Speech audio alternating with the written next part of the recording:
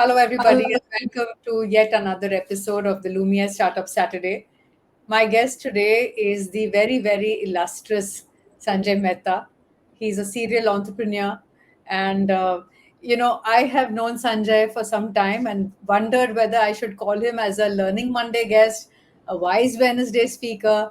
But now I think he's really earned the stripes, Sanjay, to become a Startup Saturday and as somebody who knows the ecosystem so well, I was telling my team today, Sanjay, that Sanjay probably has futuristic as his number one talent. Sanjay can see opportunities 10 to 15 years before. And guys, I am so privileged, and all of us are privileged to listen to Sanjay. So, Sanjay, welcome. Thank you so much. Thank you. So it took me to get to a third startup to make it to Startup Saturday in Lumière. Yeah, Start Saturday didn't exist. It didn't exist, but yeah, I mean, look at missed Yes, opportunities, right? thank you so much for having me on this. Yeah, sure. Thank you.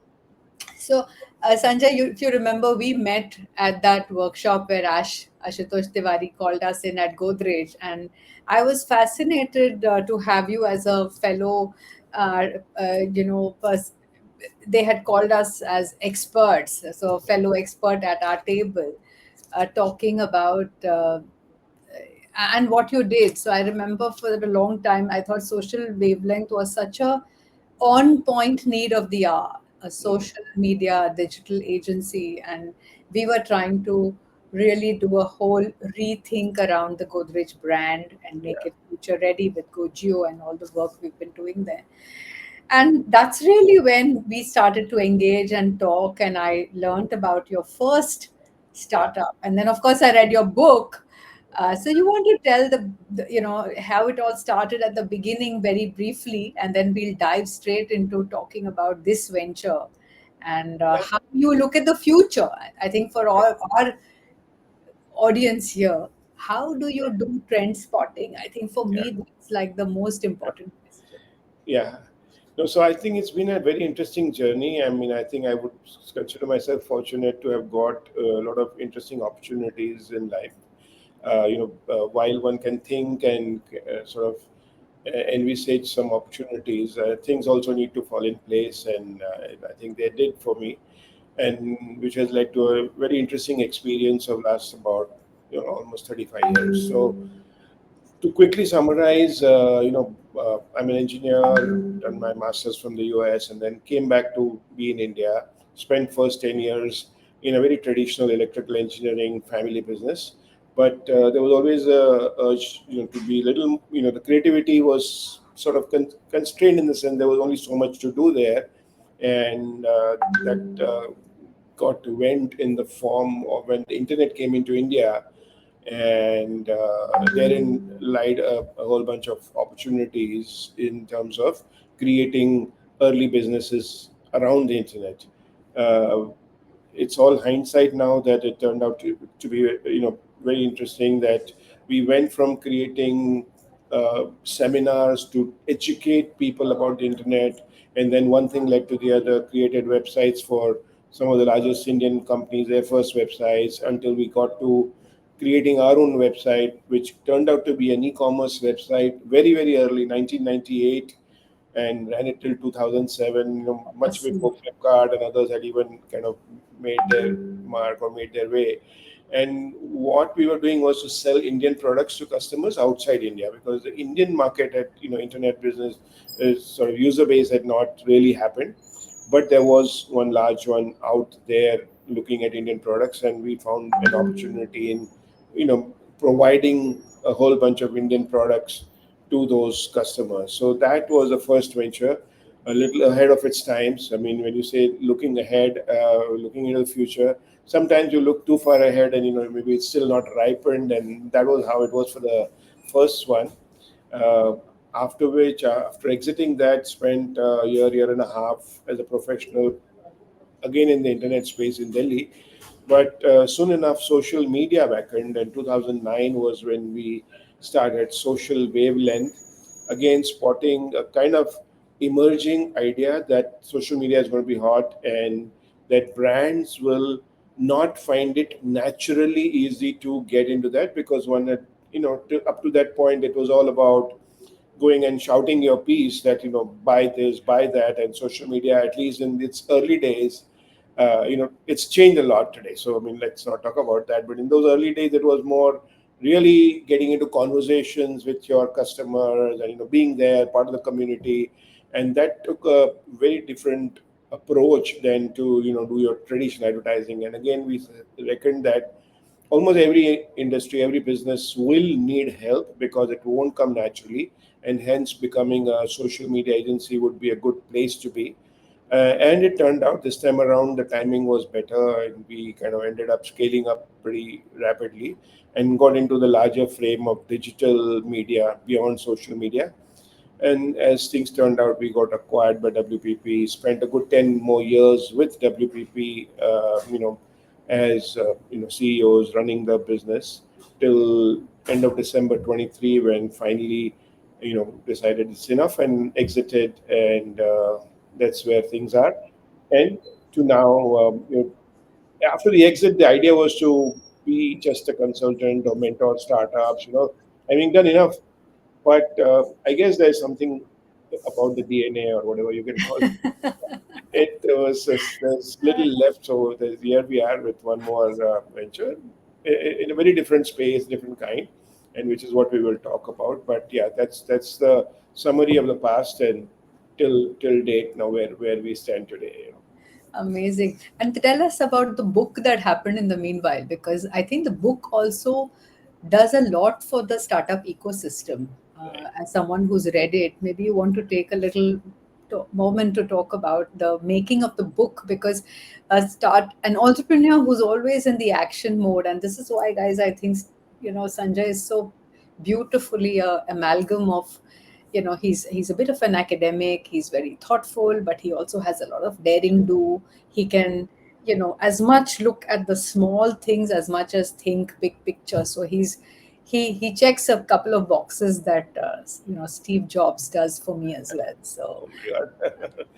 Well, anyway, so like that first startup, which was HomeIndia.com, the e-commerce startup.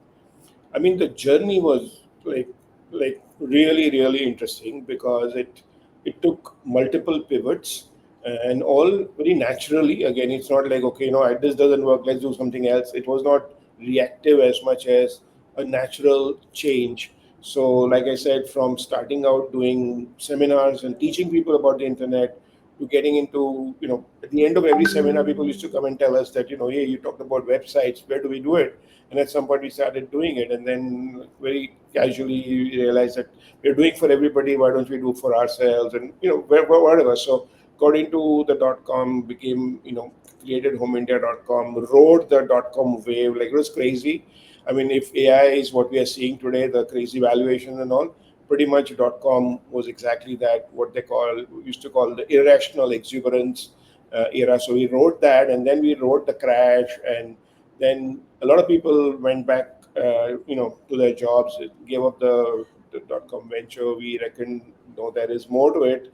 We are not just a eyeball flash in the fan kind of a game. We have something to offer. So stuck on, rolled up the sleeves, really worked hard with low money, low capital to kind of bring it back, brought it to profitability, tried a whole bunch of things, went to the US market, you know, participated in trade shows on ground in the US, created a whole Bollywood inspired apparel range and whatnot. So, in short, there were too many, many twists and turns, and a huge amount of survival strategies, and finding a way to fight and keep abreast and keep afloat and trying to recover. And as we saw it at the end of that journey, that, hey, I think this was interesting, and this is something that others would want to know. So we didn't make money out of it. I mean, we survived. Which, in those days it was very disappointing that after spending 9 very tough years, we didn't make too much money. But when you don't make money, you make a lot of experience. So I remember this classic. It's a lot of Bollywoodish. I have a Bollywood instinct in me. So There's a movie Trishul where there's this dialogue between Amitabh and Rakhi, and Rakhi has just been fired from her job by Sanjeev Kumar, and Amitabh asks, क्या करती हो आजकल? So she says, I'm doing nothing, and जो कुछ नहीं करते वो कमाल करते हैं, kind of thing. So we were in that zone that we didn't make money, but we generated a lot of experience, and we thought it was a story worth telling, because Yeah. when you think about budding entrepreneurs or early stage entrepreneurs, you go to the bookstore and there'll be shelves full of Steve Jobs and Bill Gates and all kinds of fancy stories, all successful, business people, startup entrepreneurs, whatever. But you, as a startup entrepreneur, you might not easily identify with those because they have had a very different journey, their, opportunities or whatever. So something more real, something which you are more likely to be going through in your early stages is what we went through, and we thought there's a story to tell and let people know. So which led to the book. And we wrote what we went through and all those pivots, but there was also a need for us to condense it to take away. So then we started putting the wisdom nuggets with every chapter that, okay, we did this, but what was the takeaway? So we did all that packaging and all. Turned out to be very nice, interesting experience for us also to go through the whole journey all over again in words. Yeah, so that was what the book was about. I'm so happy that it was well received. It got a lot of good feedback and everything. And because, continuing in the Bollywood vein, uh, first you were at Sholay, there were two of you. Then you became Amar Akbar Anthony, there were three of you.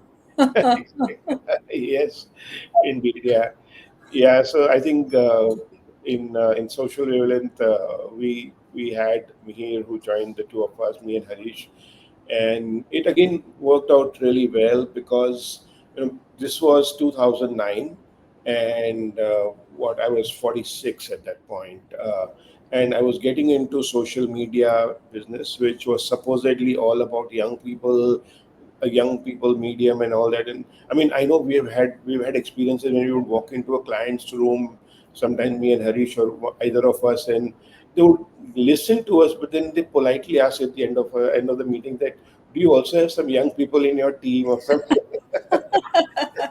Wonder what is this gray-haired guy doing in a field of social media. No, I mean, so of course thankfully, hopefully, we added value to that. But it was good to have Mihir, a much younger third co-founder, in many ways. So one, his understanding was more intuitive because he was a digital native.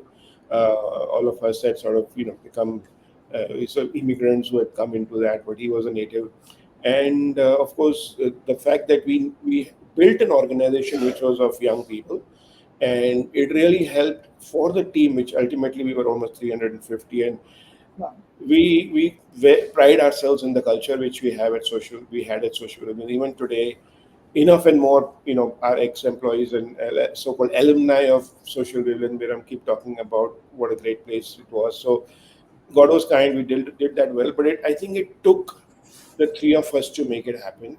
It took a younger third co-founder, where some of the kids, I'm saying kids because they're really young compared to where we are, could find it more comfortable to go and talk to him, much as we all three of us had what we would call open door policies, and people could come and meet us and talk to us anytime. But even then, it was just sometimes some issues were easier for them to go and chat with me. So besides everything else that he brought in whether it's technology understanding or understanding, more intuitive understanding of the medium, this is also, it helped to have a younger third co-founder. And of course, I mean, besides, like, today it all looks fine. People have asked us that, how could you and Harish have had such a long journey of partnership? It's not easy. I mean, brothers or siblings may not find it easy to have that. And much in the same way, to have two people at a certain age, and then one who's probably the age of their child or something at that third co-founder, which is very different age group. How did you make it happen? How did it work?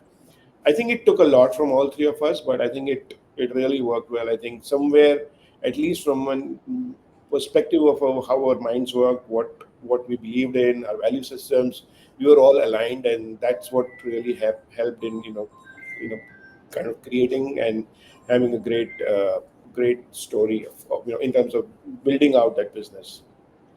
There are so many stories, there are so many levels for me, and also the fact that you brought a younger member on board, where you could well have him not be a co-founder, because you had so much experience, heft. He already had somebody who admired and respected you very much, but you didn't take advantage of that. And that's really, guys, what really sets social wavelength and the culture of social wavelength, and of course what led to even bigger things with WPP recognizing and Miram. So they weren't sweating the small stuff. They were really very clear on how they wanted to scale, build, and grow. So there's a lot there in the books and the nuggets.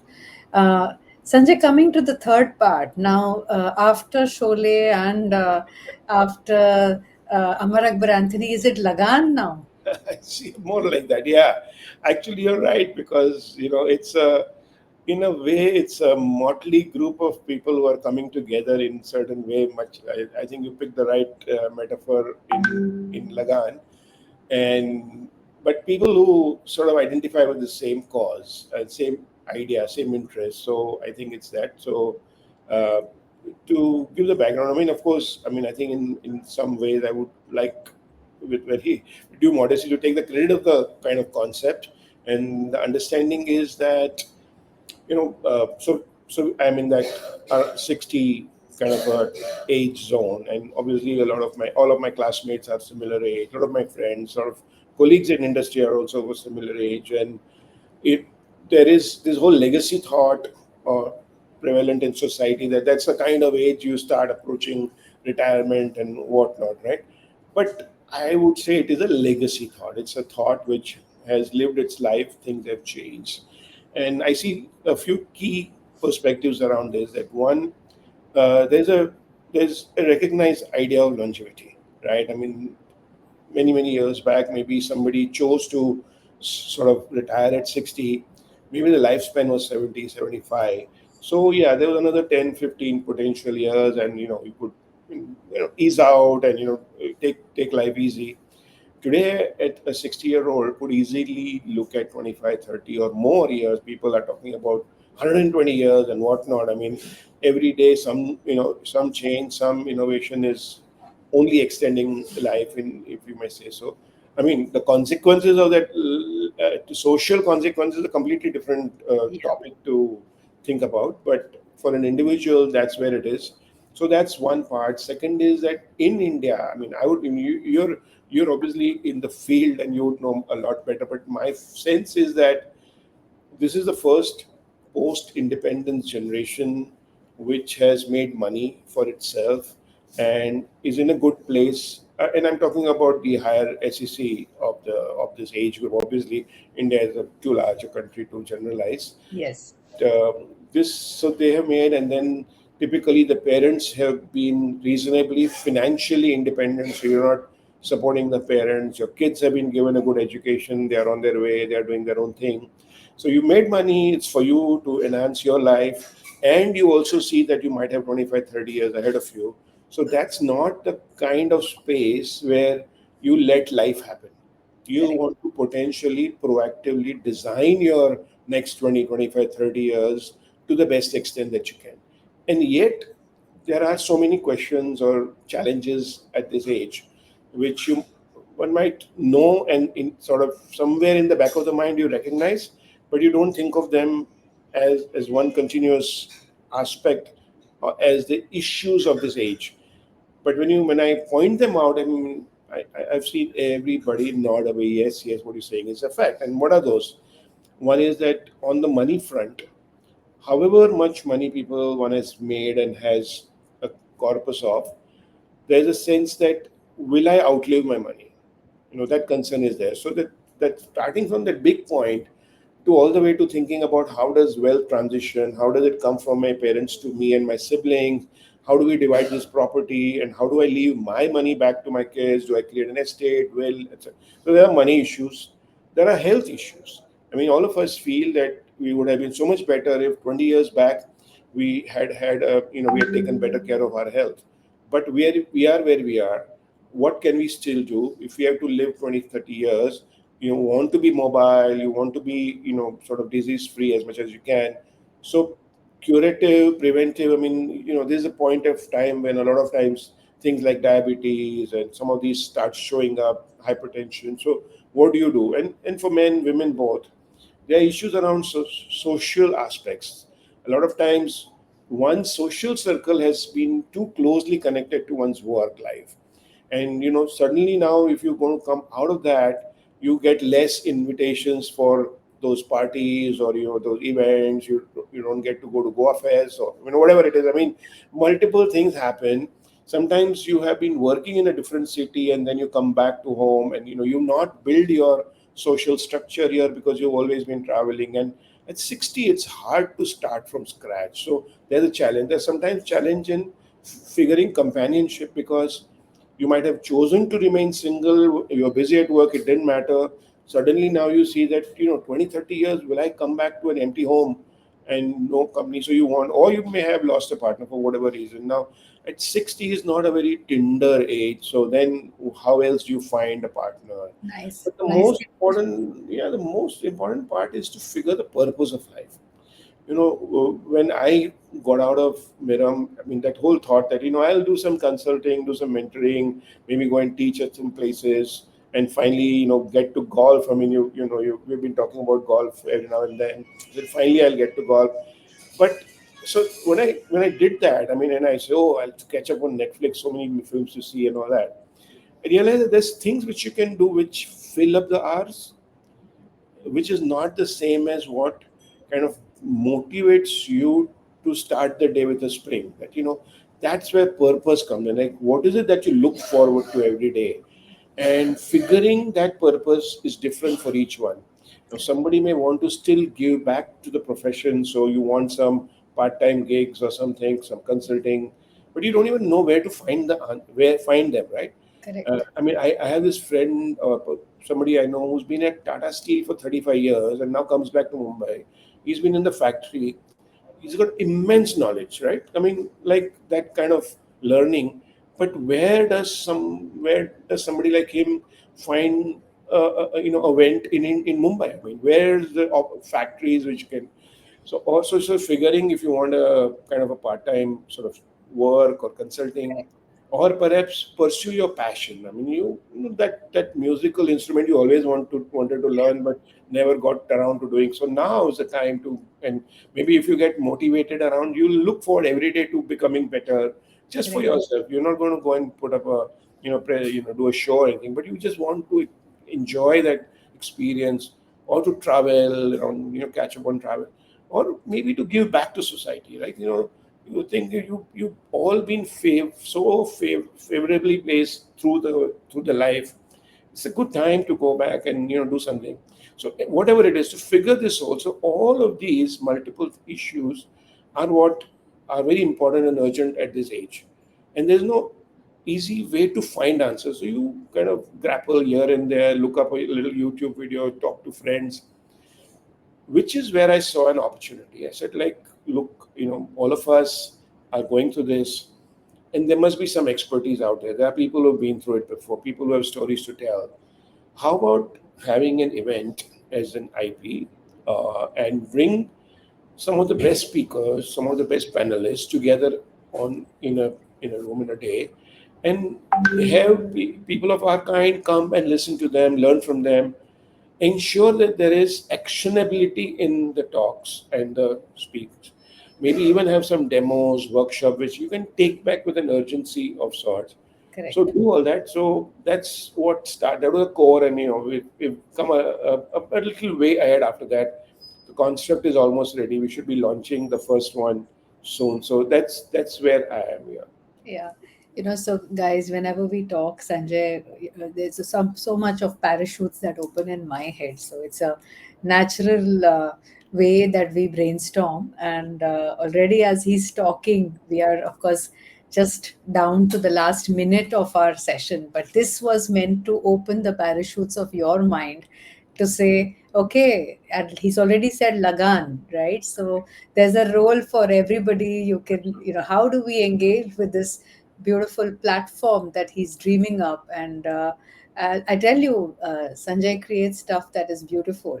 So keep watching, and he's found a lovely name for his startup. There's a lovely blend of the eternal, and he's brought in a global perspective by giving both an Indian and a Sanskrit name to each of his thoughts. So he's also a poet, he's a photographer, he loves combing the city. So you see art and science come together in this so called UD City techie. He's not, he's as much a poet and a philosopher as he's an engineer.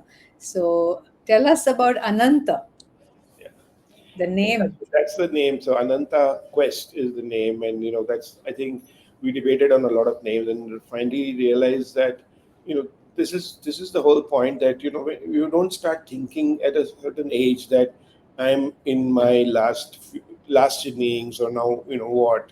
It's the sense of giving purpose to everybody, that it's endless. I mean, till you're walking, so there is no end. Correct. And the quest continues to find whatever Rukna is mana hai. yes, exactly. So keep walking is Johnny Walker style. Yeah, absolutely, absolutely. Like in the Marathi movie Ata Thambaicha Nai. Exactly. Exactly. So that's what led to the name. Yes. Thank you. Thank you for this lovely conversation and the sharing. And I'm sure those people who haven't had the privilege, like I have, of knowing Sanjay and his work, you will look up what Sanjay Mehta does, and just dip into this amazing, generous trove that he's created for us at different times in his life. And Sanjay, thank you so much for doing this with us. Absolute pleasure. Absolute pleasure. It's always, any case, always nice to talk to you, and thanks for inviting me. And Thank you. thank Thank you you so very much. much. Thanks for watching. Bye.